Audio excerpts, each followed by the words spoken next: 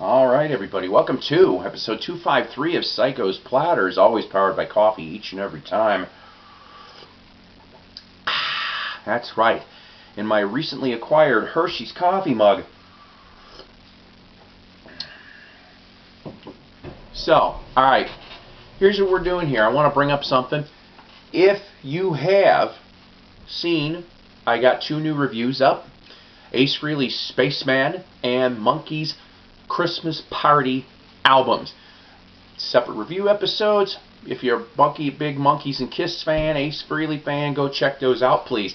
I think you'll be happy. They're short. They are short. But today, we got a nice stack of LPs because I promised that I was going to be doing an LP episode.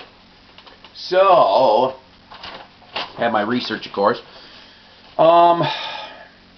These were picked up, sorry, hang on. These were picked up within the last couple weeks, actually. I ended up finding some, towards the end, some amazing finds in central Missouri, is what I did. I found the last couple in central Missouri. So, right off the bat, the one that you guys may be rolling your eyes at, but Frankie Avalon, the Venus album on D-Light. This is a white label promo from 1976. Now, I don't mind Frankie Avalon so much. The reason why I grabbed this, though, is because I'm going to try to see if I can get this sucker signed. He's coming to Branson, Missouri, the weekend following Thanksgiving. And, you know, I'm just like, I'm going to try to find at least another Frankie Avalon along with this and send it out and see if he'll sign it. I heard he's decent that way, too. So, Venus album. Frankie was born in 1940. December of 1952, he debuted on TV playing trumpet in the Honeymooners Christmas Party episode. That's right. He ended up doing two singles on the RCA subsidiary X Records in 1954. Doug Fields actually has one of those on a 78. He showed me that. That was one of the first records he actually showed me. As a teenager, he played in a band with Bobby Rydell called Rocco and the Saints. 1958 to 62 with his hit period, and then primarily did movies after that. In 76, Venus was given the disco treatment. In 1978, he ends up in the movie Grease as Teen Angel, singing Beauty School Dropout. Yes, Beauty School Dropout. So movies and TV appearances since then. He still does shows, though. This Venus re-recording in 76, the single went 46 Billboard, 32 Cashbox, and #1 on the alternative contemporary chart. So Frankie Avalon with Venus. This next one here, I'm going to tell you, this is only the second album I've ever found from this band. I liked the first one. For the life of me, I think it's called Offering. I don't have it in front of my face right now. But to find the 1983 album Nemesis from Axe for 99 cents in minty condition, oh, you damn right I'm going to get this. Axe was a hard rock band from Gainesville, Florida, formed in 1979, previously known as Babyface. MCA signed them first. Then Atco grabbed him in 82. In 1984, guitarist Michael Osborne was killed in a car crash, and Bobby Barth barely lived through that. Band breaks up shortly thereafter. Barth goes to Blackfoot till 86 and reunites in 97. They broke up in 2012, but according to Barth, one last Axe album will be coming out in 2019 sometime, so good for that. Here's the front, here's the back. I really did like it, honestly. I was pleasantly surprised with this band. They're mainly known for Party in the Streets. I like Party in the Streets. I remember seeing that on MTV a long time back. So, next, on Halloween, this particular EP celebrated its 35th anniversary. Brian May and Friends Starfleet on EMI. It was released, like I said, Halloween of '83. It was recorded over a 2-day period in late April of '83. You have on this is the front, this is the back. You have Brian May, of course, from Queen, Eddie Van Halen, Alan Gratzer on drums from REO, Phil Chen on bass, who played for Jeff Beck and Rod Stewart separately, Fred Mandel, who is the Queen keyboard player at the time for the Hot Space World Tour, and the Works LP. Queen's drummer Roger Taylor sings backing vocals on the title track of Starfleet. So, very good on this. I'm happy to have this. It's kind of, I mean, it's neat that it was a one-off.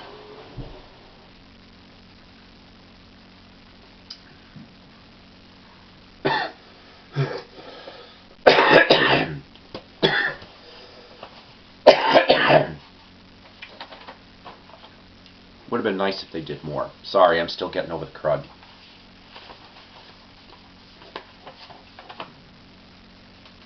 Next up from '73, Country Gazette.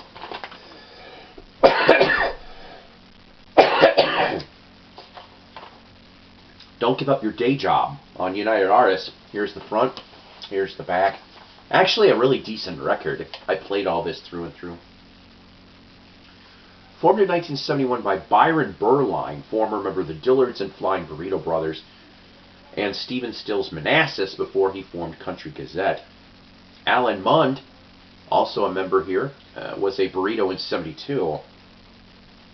Roger Bush and Kenny Wirtz joined. Bluegrass multi-sessionist Herb Peterson. Guests along with Clarence White, the late Clarence White from the Byrds. I always liked his work. He was a member of the Byrds from '68 to '73.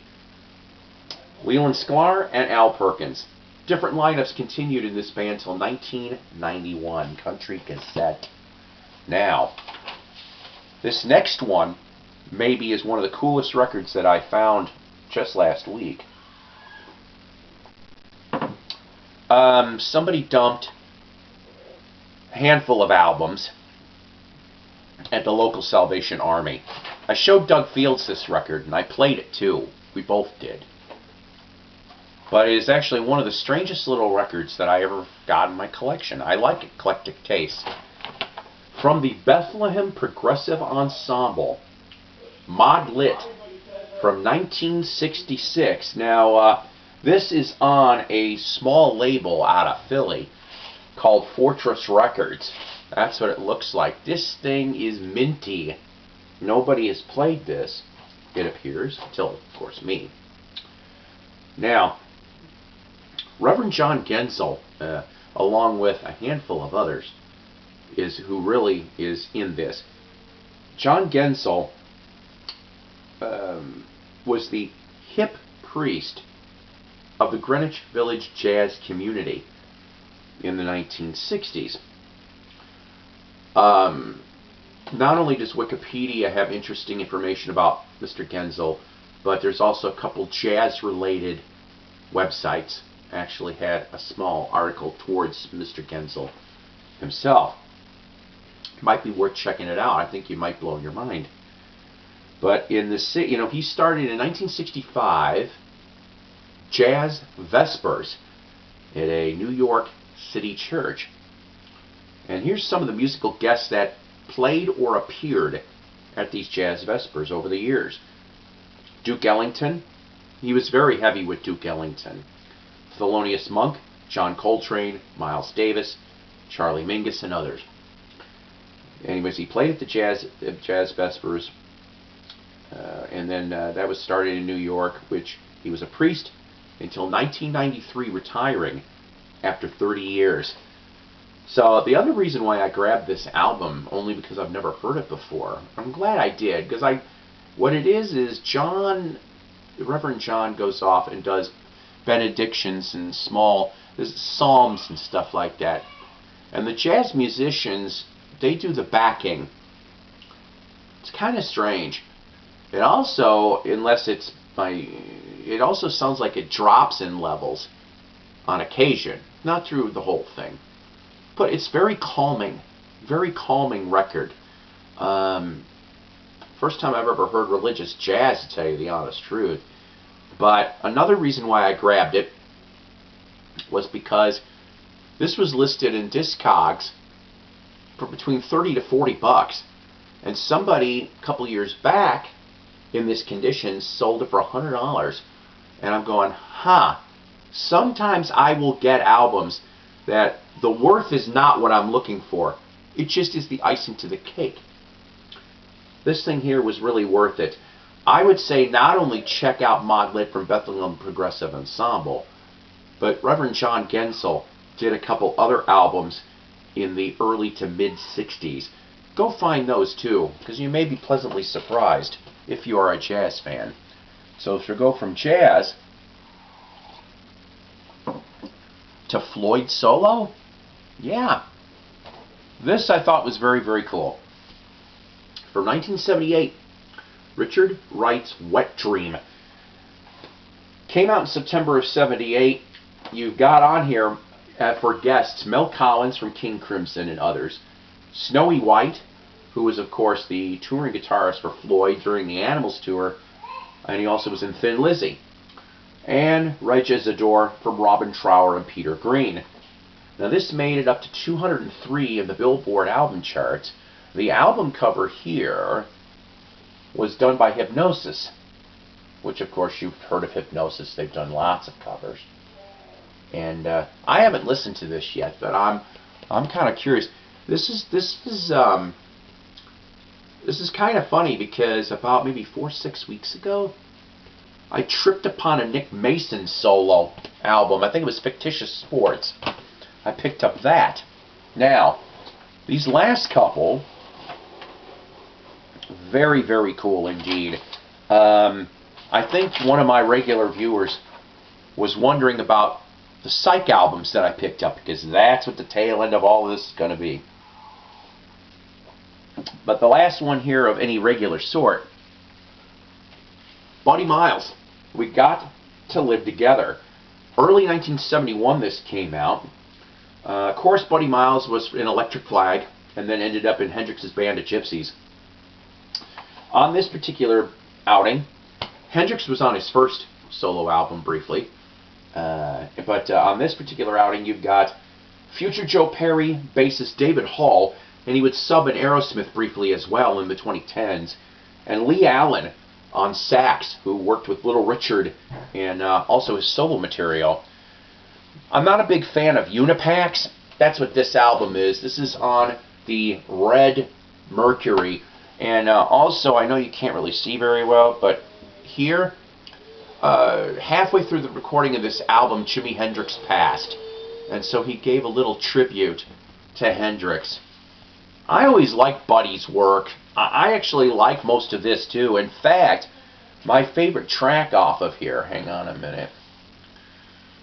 My favorite track on this thing, yeah, is basically We Gotta Live Together, the title track. I really got a kick out of that one. Alright, Psych albums. Some pretty cool stuff, I think. 3 of them I've got. First one here, from 1969 on Uni, Fever Tree, Creation. Yes, I know it's got a cutout hole, but at this point I don't care. Let me throw a little story about these last couple Psych albums. Well, the Buddy Miles, the Fever Tree, and the one other one, the Blue Cheer. Yeah, I got a Blue Cheer finally. Were $3. Even though the box said 5 to 6. These are in near minty condition. Very, very nice. And then the Human Beings that I'm going to show you next was only $1. I cannot believe nobody bought this thing. So, Fever Tree, 1969. On Uni, here's the front. Here's the back. Okay. This band out of Houston, Texas, started out as the Bostwick Vines in 1966. Changed it to Fever Tree in 67. The only blip on the charts they had was San Francisco Girls in 68, which made it to the 91 Billboard spot. Creation was their 3rd album and reached number 97 on the Billboard 200 in 1970. After this album, they made one more for Ampex, broke up, And then in 1978, guitarist Mike Nust attempted a revival, but by 1979, the band was gone. Another thing that I thought was half interesting on a side note, there was an interesting little thing I tripped on YouTube from the CBC. It was called Where It's At. It was a music show, I guess, in the late 60s, and this was the final show recorded in July of 69. And they interviewed the Grassroots, and they were talking about, the interviewer and the Grassroots were talking about trends and overhyped bands. Fever Tree was mentioned by, it was either Rob Grill or Creed Bratton, I cannot remember which, but Fever Tree was mentioned as an overhyped band in 1969, along with Moby Grape. Well, you know, I don't know. Like I said, this album was okay. It's not great, but it was okay. But Fever Tree, I'm glad to have that in my collection. So, this next one was the one that kind of surprised me. Like I said, Human Beings, Nobody But Me, in the shrink, with the $1 Million record happening, $1.89. $1.89, regularly $4.98. I thought that amused me to all end. This is on Purple, not Purple, excuse me, the Rainbow Capital. Okay, this is the front, this is the back, this is in stereo. This came out, like I said, in 68. Nobody But Me was an Isley Brothers song originally. So what they did was they did slight word changes to the tune. Basically the dance steps, the dance mentionings. It went to number 8 on the Billboard. Then they also decided, I don't understand why there was so many versions of Bobby Bland's Turn On Your Love Light. We talked about this in a 45 episode when Bobby Hart tried that trick and it went nowhere. Human Beings did the same thing. It's on this album actually, but it made it to number 80 on the Billboard charts for that single. The album itself went to number 65. The last album that they ended up doing was called Human Beings in Japan in 1969. Lead singer Ting Markelin, what a name. He still actually has his own very band of beings. So, nice to find this, like I said, in the shrink. I haven't listened to that one yet. This next one, on the other hand, man, oh man, I love this one. I do. In that box of the $5 to $6 albums, but it really was 3, I find this. And at first, I said to myself, my God, I have seen this cover before. I have. And then I opened it up. And once again, I told you I hate Unipacks. But for the life of me, this one is a strange Unipack. So it starts out like that, folds out like this. Okay, so you have all of that. A trippy indoor shot here. But what I actually like is the whole mural. Yes, there's a cutout hole and slight back, a little bit of damage here, not much. But the vinyl was in near minty condition. The second LP from Blue Cheer, Outside Inside. Blue Cheer, named after, well, depending on who you hear, laundry detergent or a type of acid. I could actually believe it be both. Now, this second album here had the classic Blue Cheer lineup of Dickie Peterson, Lee Stevens, and Paul Whaley on drums. After this album, Lee Stevens would leave due to musical differences and replaced by Randy Holden, who was in a band called The Other Half. There would always be a Blue Cheer till the death of Dickie Peterson in 2009. Trivia notes, which I thought were half interesting. For a couple months in mid-1969, after the album New and Improved came out, Jimi Hendrix drummer Mitch Mitchell was in the band for a couple of months in mid-69. Also, in 1975, former bassist for Steppenwolf, Nick St. Nicholas, was there as well, and in 2005, Prairie Prince, drummer of Tubes, original drummer of Journey, and the KBC Band. And if I remember correctly, I think he briefly was with Jefferson Starship too. But he drums for Blue Cheer in 2005. I've always liked Blue Cheer. I've heard somebody played me the first album, Vince's Eruptus, years ago. But I've never come across any until, like I said, I found this in Central Missouri. So very happy to have those. So those are the Psych albums that I found this week. New subscribers: Mr. Blackwell, Jeremy Richter, and Johnny Seed with a C. Welcome to the Psycho Platter Network. I appreciate it very much. We are 10 subs away from 600 kids. We're very close to a contest. Yes. I kind of have the question. I have the question loaded and ready. So upcoming episodes, I hope to get it done. I am not going to promise. I'm going to try to do a White Album episode before the new remix comes out. You know, like do a history portion. It all depends. It depends. I've got doctor appointments and stuff. So if I can't get to it, I may just leave it to some of the Beatle experts and just do my review of the White Album when it comes out next Friday. And because I'm really kind of excited about this. I'm curious. Also, bear with me. Don't roll your eyes too much. I will also have new music review, but for a different sort. The new Ted Nugent will be coming out, and the reason why I ended up getting it, because you people know I'm an autographed chowhound, and the first 150 people that pre-ordered the new album was going to get it guaranteed signed, and it was no extra price. You know, it was like $15 in shipping. That was it. So I'll be happy to actually have a Nuge in the collection. His political views are something else. Some of them I like, some of them I don't. What else is new, you know? I like the old stuff. If you're a Nugent fan, I don't know. If you're not, that's fine too. He was spotty. I know that. His 70s stuff to me was the best, honestly.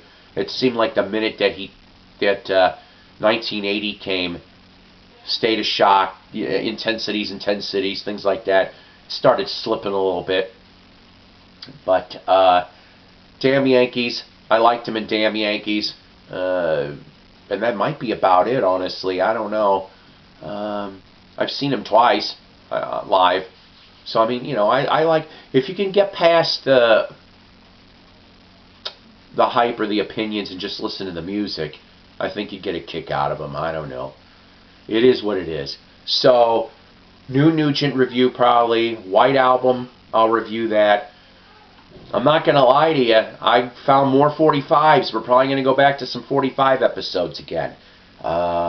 Especially some awesome... I tripped on some garage rock, too. We'll talk about all of this. But anyways, guys, you take care. God bless. Rock on. And we'll see you next time, alright?